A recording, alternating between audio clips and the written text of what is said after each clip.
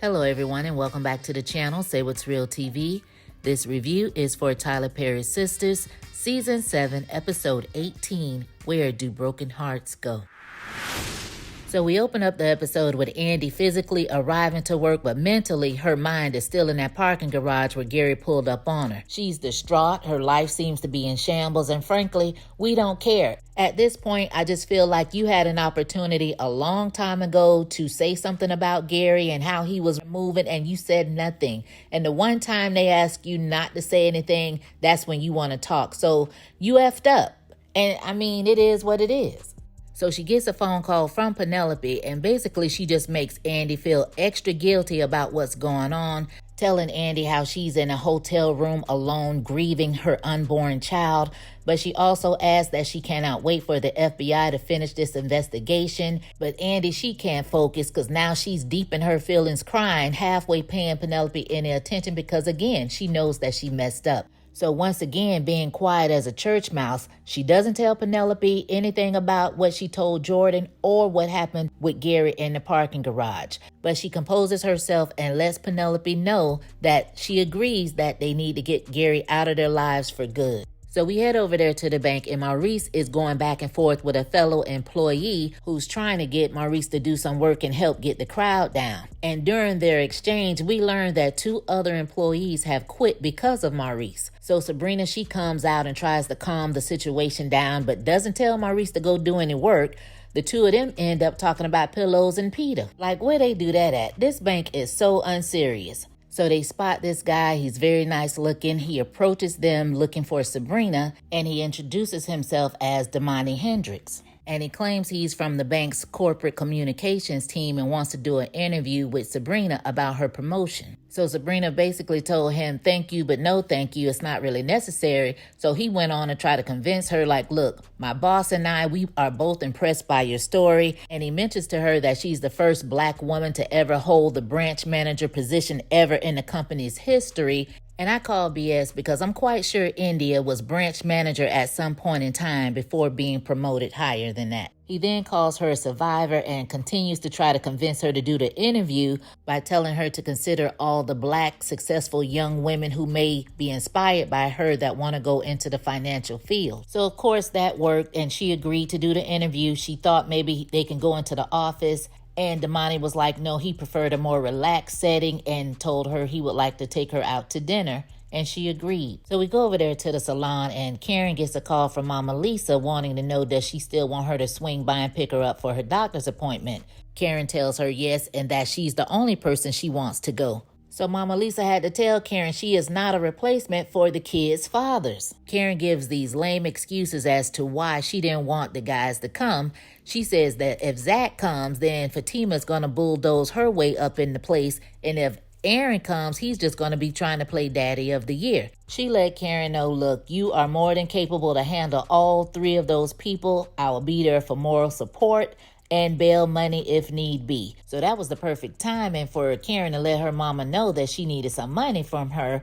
And Mama Lisa like, girl, you still over there struggling? So Karen told her that her insurance lapsed because Pam used the credit card for her hair products. So Karen says the more she thinks about it, the madder she gets because Pam over there is talking about sales, this and that, while she's over there struggling. So Mama Lisa tells Karen that she needs to have a talk with Pam, otherwise her resentment is going to continue to grow. So she pretty much puts this battery in Karen's back, letting her know, look, you have every right to have resentment. She gives Karen a list of things that Pam has done to make her see that she also deserves a cut of what Pam has going on. She used the salon's funds to start up her business. She stored her products in the salon, and she promotes and sells in the salon. And as she's telling Karen all of this, here comes Pam walking in the door super late because she was somewhere selling her products. I guess the question is, does Pam owe Karen anything? So we actually cut away from the scene, so we never actually see the 2 of them have a conversation. And don't think we forgot. We, the audience, would love to know what Karen plans on doing with the picture she took of Trey. Like, why wasn't that in this episode? So we go over there to Danny's house, and someone's knocking on the door, and it's Tiffany. Danny wants to know what she's doing there, and she basically just barges her way in. I'm like, oh, no, ma'am. And on top of that, coming in there with a slick mouth, because Danny made a comment about, oh, I'm not polite, so that sucks for you. So she said, I believe sucking is what I found you doing on your knees in front of my husband. And I'm like, Tiffany, girl, you need to go. It's time to go. So Danny corrects her and says ex-husband, like, I'm not sure why you keep saying husband. I'm like, girl, please. So Tiffany, she pulls out this vape pen and says that Brianna claims that she got it from Danny. And we already went down this road because this is just a reenactment of the situation between Tony and Danny. We're just using a different parent and a different item. So Danny just basically called Tiffany out on her ish and said that she's just trying to use the kids to come between her and Tony. And Danny told her, well, that's my man and I'm not going to let you do that. And I thought Tiffany was getting ready to say, oh, well, if that was your man, he wasn't last night, being that they had the dinner the night before, right? But instead, she tells Danny that her and Tony was married for 11 years. And I'm like, girl, key word being was. She tells Danny that her and Tony won't be lasting. Danny says just because it didn't work with the two of you doesn't mean that's going to be the same for us. So Tiffany then tells Danny that Tony doesn't play about his kids and she's going to make sure that Tony sees Danny as a bad influence and kicks her to the curb whether she has a good throat game or not. Baby, then she walks off and bumps Danny with her shoulder and throws the vape pen on the floor. I said, Danny, so we just gonna let her slide? Ooh, child. So we go over there to the law firm and Andy, she's still shaking up about everything that's going on. When Fatima comes in, she knows something is not right with Andy and she pressures her into telling her, and Andy starts crying and says that Gary is trying to ruin her life. So we head over there to Gary's office and his secretary, for some odd reason, is calling him by his middle name. And she tells him that Tamara is there to see him. And he says, send her up. So when Tamara gets in there, he's like, what are you doing here? Don't you know your man could be walking in here at any given moment? And she says that Hayden is preoccupied with Miss Marie Willis, so that gives them enough time to do whatever. So she asks him about the numerous amount of texts that he has yet to respond to, and he says, you mean those pathetic attempts at blackmail? So Gary basically was telling her he was unfazed and unbothered by the video that she clearly edited, and he wasn't going to be persuaded to do anything. So then she brings up the FBI investigating him and saying they would love to have proof of him roughing up a female. And I'm like, Tamara, girl, go sit down somewhere. The FBI already has proof of him roughing up a female. Penelope is in a hotel room right now mourning the loss of her child. So girl, please. But then she has the nerve to tell him he can avoid her turning in the tape to the FBI if he deposits $250,000 in her bank account.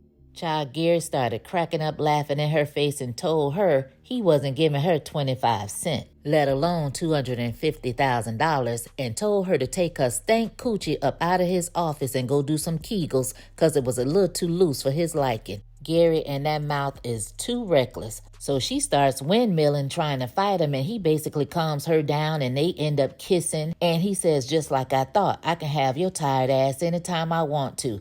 Now get the F up out of my office. So now Tamara is big mad. She tells him that he's going to learn that she is nothing to be played with. So she spits on him and she leaves his office. So I guess they're trying to add Tamara to the suspect list as someone who could possibly take Gary down. But for me, it wouldn't quite hit the same if Tamara did it as opposed to somebody like Jordan, Penelope, or Andy. Those three have suffered more from Gary and his shenanigans than Tamara has. She hasn't suffered anything. I mean, you have a whole man at home that you've been sneaking and creeping behind his back with his so-called friend, getting this mandingo Peter. I'm surprised you haven't even been caught yet, because the way Gary's mouth is set up and how he really doesn't give a damn about anybody, I can't believe he hasn't already told Hayden that you were the one who seduced him. And you're running around here mad now because you can't extort $250,000 threatening to do something to him because of that. Like, girl, Tamara, you have no idea how cuckoo this man is. You play stupid games, you win stupid prizes.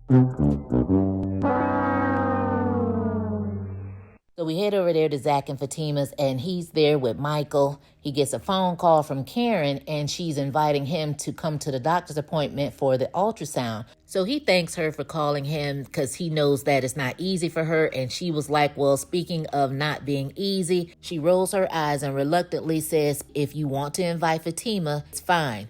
And Zach, he's ecstatic. He's happy about it. He thinks it's dope. And I think Karen realized in that moment you can catch more bees with honey than vinegar. Now, just last episode, Karen said that the ship had sailed on how she felt about Fatima as if it was up and it was stuck. So I find that to be a quick turnaround and change of attitude. But again, it's a merry-go-round. So I'll just sit back and watch. So over there at the airport, Danny apparently is on break because she's in Tony's office getting her feet rubbed as she's telling him about Tiffany coming to her apartment talking about Brianna. So their main conversation here is Tony needs to beat his daughters behind because she is a thief. She's a klepto. She's continuing to steal. So Tony says that he's going to have a talk with her. And I'm like, you should have already been talking to her when you went to chastise Danny the first time about the handcuffs, which means you haven't talked to Brianna about anything. Because then he tells Danny that he can't go and beat his kids every time they act up and do something because we're living in different times. So it's given that his kids are spoiled, entitled, and they never get disciplined. So they just run amok wherever they go and they don't suffer any kind of consequences. So then he tells Danny that Tiffany was wrong for the way that she came at Danny, but mind you, he came at Danny the exact same way about them raggedy behind handcuffs, and then had the audacity to tell Danny that this situation proves that she needs to be more careful when his baby kids are at her house. So Danny, she takes offense to all of that, feeling like Tony is siding with Tiffany and both are blaming her for what their daughter was doing at her house, taking her things instead of taking accountability as parents and not teaching her the right and wrong way of how to act when you go to somebody else's house. So Danny, she pretty much just leaves the office. Now, what I'm most annoyed about in this particular scene is the fact that we should not have been talking about Brianna stealing because we've already been there, done that. We should have been talking about Tiffany barging her behind up in Danny's house and in her face telling her she's going to get her man back. That's what we need to discuss. So we go back over there to the law firm and Fatima is still trying to get Andy to tell her what Gary has done. But before Andy can respond, Fatima gets a call from Zach. So he tells her that Michael is feeling better, he doesn't have a temperature anymore, and that Karen called him to let him know about the ultrasound appointment that afternoon and that she also invited Fatima. And for some odd reason, Zach thought that Fatima was supposed to be doing backflips and cartwheels just because she got an invite. But I'm sure she would have gone, but at this moment she was really worried about Andy. And they have way too much going on in the office for her to be leaving, so she told him to go ahead and go. So, of course, he has to go through all these theatrics talking about, is this a setup? Are you sure you're going to be okay with me over there with Karen alone? And she tells him that she trusts him. I'm hoping that going forward, they're not going to have this same type of conversation every time Zach wants to go do this or do that for the kids and Fatima is nowhere around. Zach needs to be able to trust his damn self around Karen. It's why we're in this situation to begin with.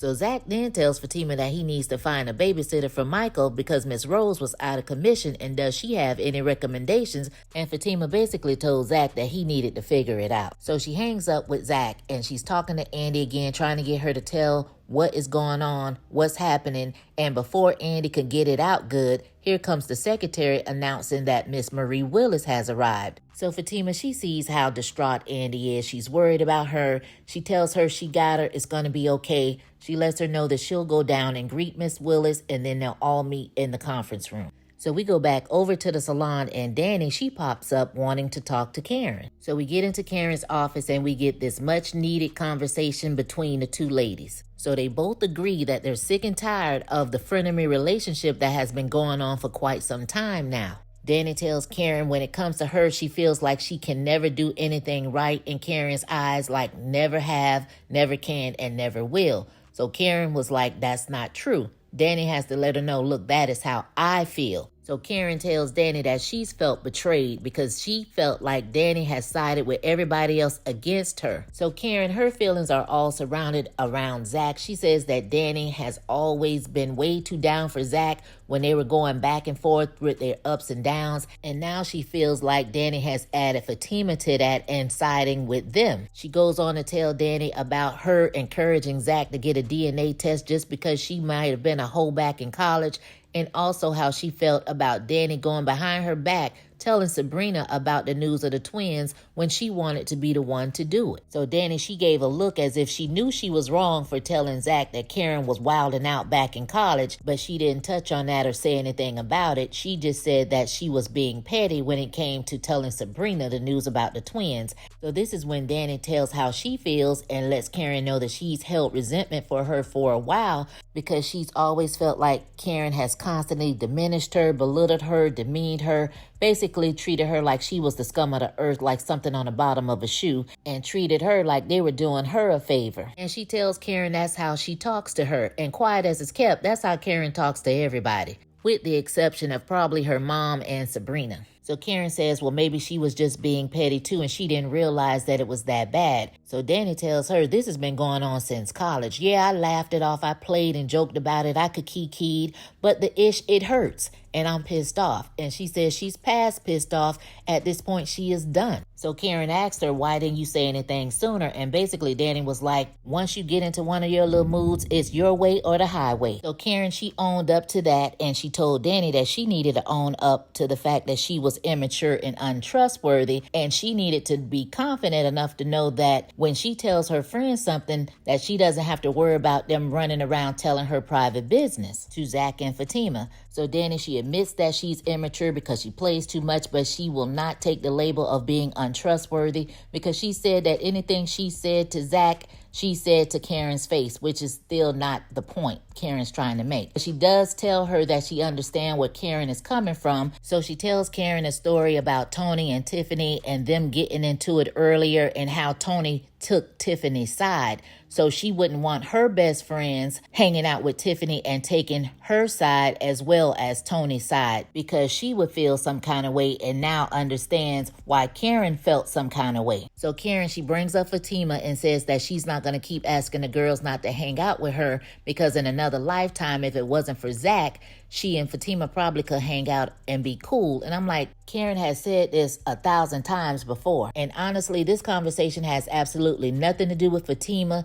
Danny popped up in here to talk to her because of how Karen makes Danny feel and has made her feel since college, long before Fatima even became a thing. But she tells Danny that she appreciates that she can keep things separate. So then Danny, she outright apologized for not holding Karen down and having her back. So Karen, she says that she's sorry, and I'm not quite sure what she was sorry for because all she says is that she's sorry that it took them this long to have the conversation. So they both tell each other that they love each other and they both hug it out.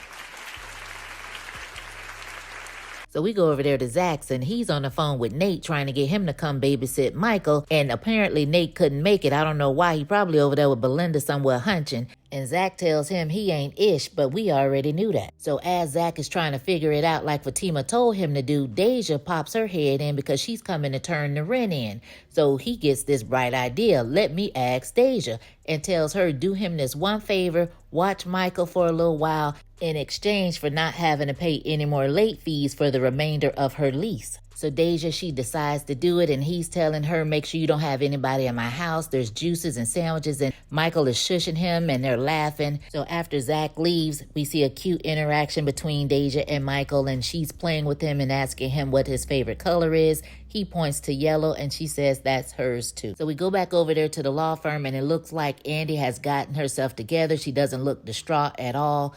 Miss Marie is telling them they had a great meeting. So Miss Marie asks Hayden, is he 100% positive that he can get concrete proof that her husband Roger has been unfaithful? And he says, yes, he'll get that information. And Andy is looking at him like, have you lost your mind? So Miss Marie says that if they can prove that Roger has been unfaithful, that would violate both the pre- and post-nuptial agreements. And the irony of all of that is she's cheating with Hayden, so I'm not quite sure how that works. Miss Marie says she wants to force him out of the marriage with what he came in with, and that was a big D and a discount duffel bag. So out of nowhere, Pam shows up handing out samples for her Roots to Riches products. She gives everybody one, and when she sees Mrs. Willis, she's like, I know you lying. Pam was like, Miss Marie to the mofo Willis? And she said, I sure the F am. Andy and Hayden in the background, they couldn't believe it. They were so embarrassed. Pam told Miss Marie that she was her biggest fan. She's read her Forbes cover story like 5 times and that she was her shero. And she grabbed Mrs. Willis and hugged her real tight. Andy, she was trying to pry them apart, talking about it was inappropriate. And Hayden over there talking about, Andy, get your hood rat friend.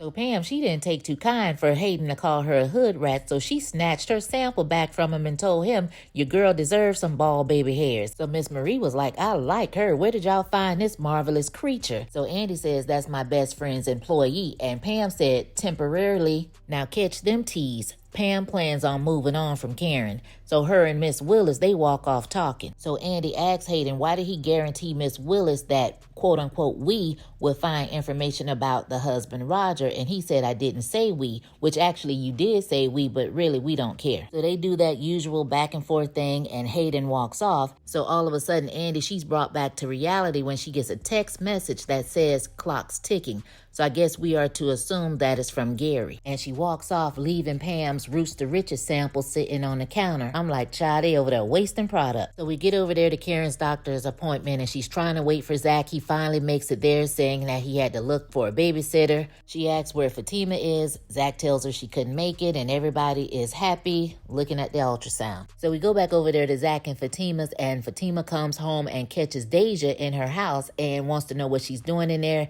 Deja's trying to explain she was just watching Michael, and Fatima basically just kicks her out. And as she's leaving, she's telling Fatima that yellow is Michael's favorite color, by the way, and she's telling Michael, I'll see you next time. And Fatima was like, there won't be a next time. So Zach, he comes home shaking in his boots, talking about he's feeling a little scared because he sees Fatima sitting there drinking wine, but she's cool as a cucumber. She's like, well, why would you be scared?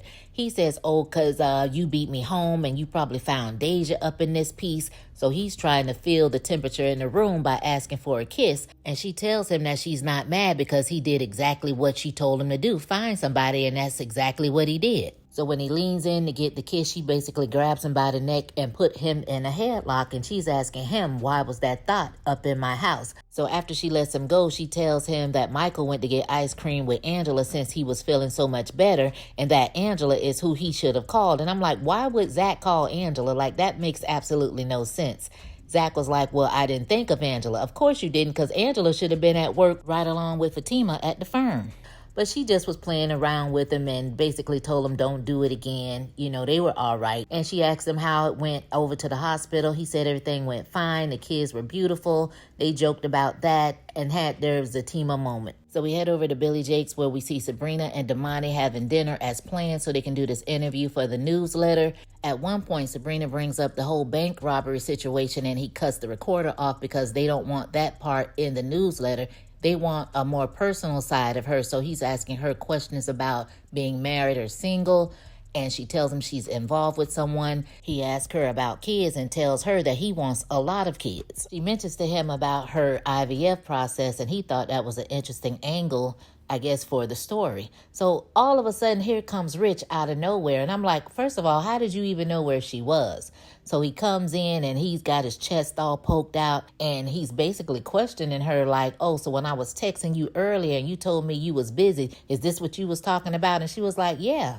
And I'm still trying to figure out, why is Rich even there? Why is he stalking Sabrina as if she's lying? Is it because you're not getting the coochie now? You feel like she giving it to somebody else, so you following her around? Like, oh, no, sir. So Damani tries to shake Rich's hand, and he basically brushed him off, looking at Sabrina like, you got me effed up. So Sabrina is like, look, this is Damani Hendricks. He works for the bank. He's doing an interview on me because of my promotion. Now Rich is sitting there with egg on his face looking stupid as hell. So Damani was like, oh, you must be the boyfriend that Sabrina was just telling me about for the article. Oh, now he want to shake hands and oh, my bad, this and that. I'm like, Rich, go sit down somewhere. So Damani tells him, no problem. I would be worried too if I had a beautiful woman like Sabrina. And then he mentions to Rich that Sabrina said that they were trying to have a baby. Now Rich is sitting there looking extra dumb and feeling extra stupid because now he probably don't even want this man in his business like that. So Sabrina, she lets it be known that she is like Patti LaBelle on her own with this fertility journey because Mr. Stalker doesn't want kids. So Damani was like, oh, okay, I misunderstood. I don't want to misquote you for the article. Awkward. All of a sudden you can hear a rat pissing on cotton. So in the last scene of the episode,